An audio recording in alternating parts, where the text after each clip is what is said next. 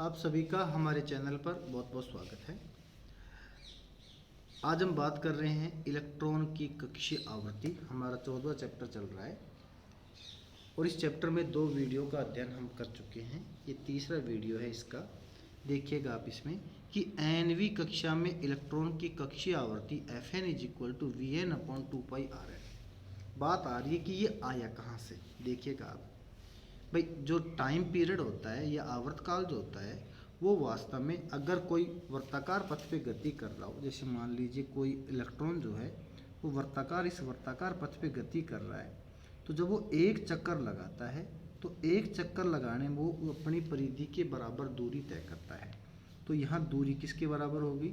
यहाँ दूरी किसके बराबर होगी? दूरी होगी परिधि के बराबर। ठीक है, दूरी तो होगी परिधि के बराबर। अगर इसकी रेडियस Rn है तो परिधि किसके बराबर होगी? 2πr।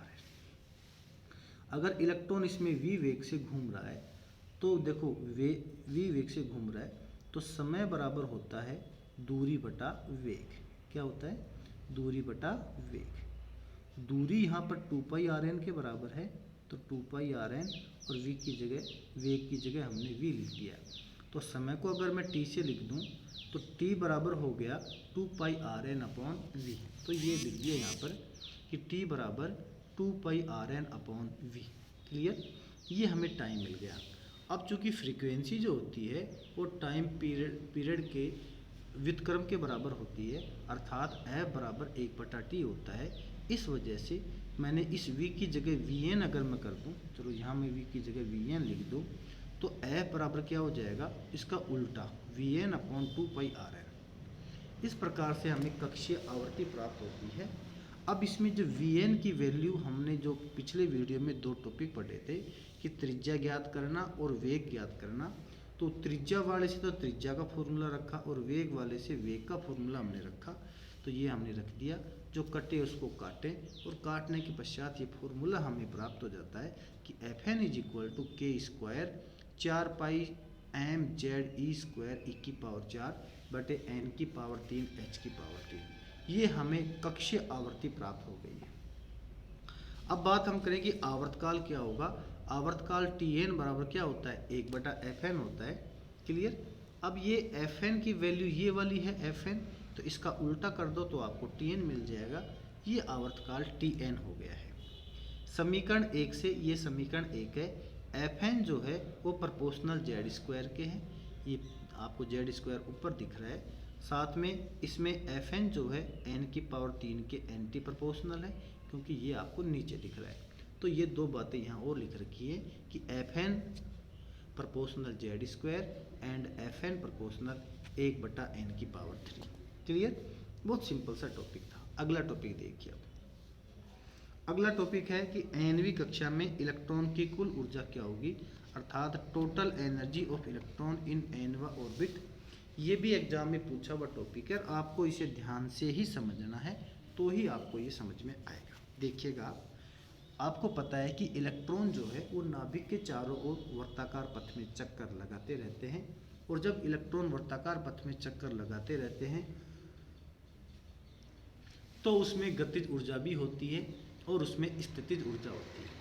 गतिज ऊर्जा होने का कारण क्या है? क्योंकि इलेक्ट्रॉन जो है वो किसी वेलोसिटी से चक्कर लगा रहे हैं, और अगर वहाँ उसमें कोई स्पीड है तो वहाँ उसमें गतिज ऊर्जा भी उपस्थित है, इसलिए उसमें गतिज ऊर्जा उपस्थित रहेगी।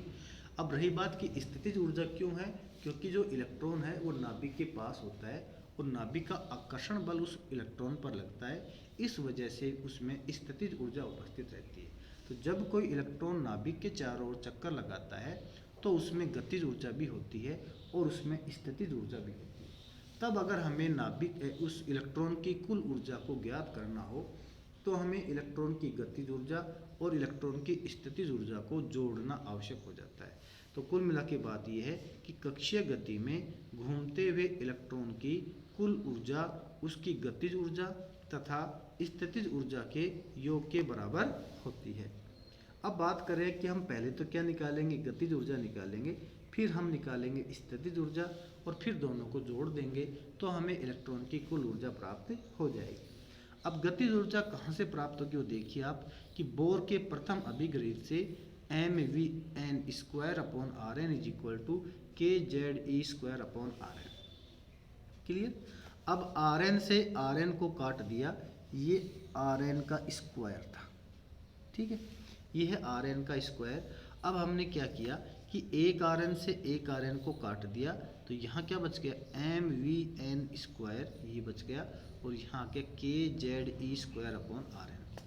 आप कहोगे कि इस Rn को इधर क्यों नहीं भेजा, क्योंकि पिछले वीडियो में हमने ऐसा किया था, हम इस बार ऐसा नहीं करेंगे।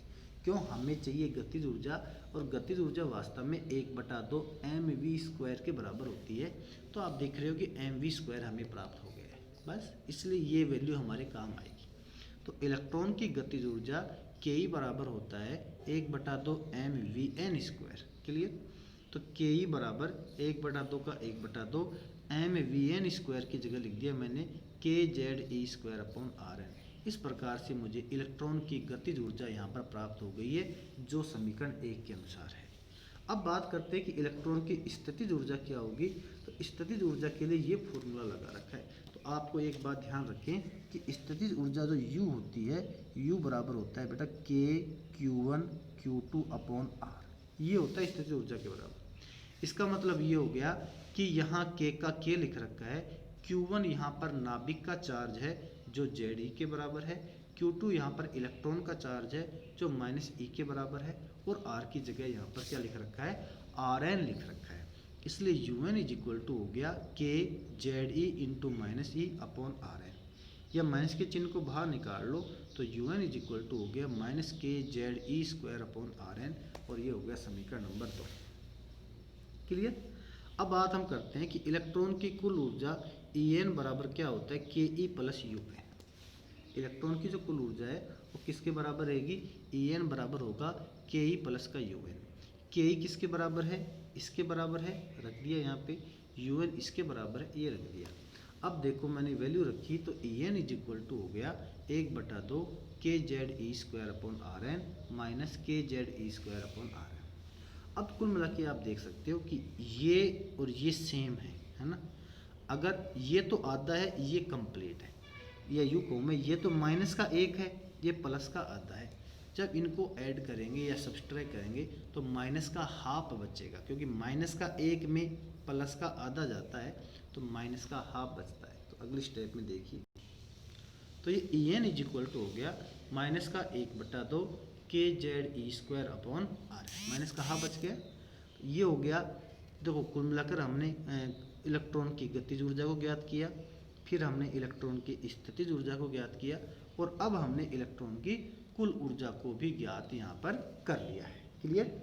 अब देखिए हम क्या करते हैं, समीकरण 1 में Rn का मान रखकर हल करने पर, जब Rn का मान हमने पिछले वीडियो में जो Rn की वैल्यू को फाइंड आउट किया था वो वैल्यू इसमें रखें, और फिर उसमें जो भी कांस्टेंट है उन सब कांस्टेंट का मान इसमें रखकर सोल्व करें, तो हमें मिलता है En is equal to -13.6 Z²/n², किसमें, इलेक्ट्रॉन वोल्ट में। ये जो एनर्जी आई है ये इलेक्ट्रॉन वोल्ट में है, जूल में नहीं है, ध्यान रखिए। तो ये En बराबर हो गया -13.6 Z²/n² इलेक्ट्रॉन वोल्ट। अब बात करें कि हाइड्रोजन परमाणु के लिए, जब हाइड्रोजन परमाणु की बात करते हैं तो Z का मान क्या हो जाता है, 1। तो Z की वैल्यू आप 1 रखोगे तो En बराबर हो गया -13.6/n² इलेक्ट्रॉन वोल्ट। यहाँ n क्या है, कक्ष की संख्या है, मतलब इलेक्ट्रॉन पहली कक्षा में चक्कर लगा रहा है तो n का मान 1 हो जाएगा, अगर दूसरी में है तो n का मान 2 हो जाएगा, और अगर चौथी कक्षा में है तो n का मान हो जाएगा 4। तो इस प्रकार से हमने हाइड्रोजन परमाणु के लिए इलेक्ट्रॉन की कुल ऊर्जा का फॉर्मूला डराइव कर लिया है, और वो प्राप्त हो रहा है कि En बराबर -13.6/n² इलेक्ट्रॉन वोल्ट। अब बात करते हैं हम कि हाइड्रोजन परमाणु की प्रथम कक्षा अर्थात n बराबर 1 के लिए ऊर्जा क्या रहेगी, और वो रहेगी E1 बराबर -13.6/1² इलेक्ट्रॉन वोल्ट। सोल्व किया तो -13.6। n बराबर 2 के लिए E2, n का मान 2 रखा, 13.6 में 4 का भाग लगेगा तो -3.4। n बराबर 3 के लिए 3 का स्क्वायर जो 9 हो जाएगा, सोल्व किया तो 1.5 इलेक्ट्रॉन वोल्ट माइनस का, और 4 के लिए माइनस का 0.85, और 5 के लिए माइनस का 0.54 इलेक्ट्रॉन वोल्ट। क्लियर। अब ये बातें यहाँ पर लिख भी दो, देखो यहाँ पर ध्यान से देखो आप कि ये हमने ऊर्जा स्तर बना रखे हैं सबके। देखो n का मान 1 है, 2 है, 3 है, 4 है, 5 है और लास्ट में क्या है, अनंत है। ऐसे 6, 7, 8, 9, 10 करते करते लास्ट में क्या होगा, अनंत। इधर मैं बात करूं कि E1 का मान माइनस का 13.6 ऊपर देखा था आपने, फिर माइनस का 3.4 है, फिर माइनस का 1.5 है, फिर 0.85 है, फिर 0.54। ये आपको रटने, ये जो वैल्यूज है ना, ये भाग लगाकर, आपको एग्जाम में भाग नहीं लगाना है, भाग लगाने का टाइम खराब नहीं करना है, ये वैल्यूज आपको रट लेनी सारी। और जब ये n का मान इन्फिनिटी हो जाएगा तो En का मान क्या हो जाएगा, 0। कैसे, देखो इधर, जब आप n का मान इन्फिनिटी रखोगे और नीचे जब इन्फिनिटी का भाग लगता है तो वैल्यू क्या प्राप्त होती है, 0। इस वजह से यहाँ n बराबर इन्फिनिटी पर E इन्फिनिटी बराबर लिख रखा है 0 इलेक्ट्रॉन वोल्ट। क्लियर। ये टॉपिक ख़त्म हो गया है। अगले टॉपिक की बात हम अगले वीडियो में करेंगे। अगर आपको किसी प्रकार का डाउट है तो कमेंट सेक्शन में मुझसे पूछ सकते हैं। धन्यवाद।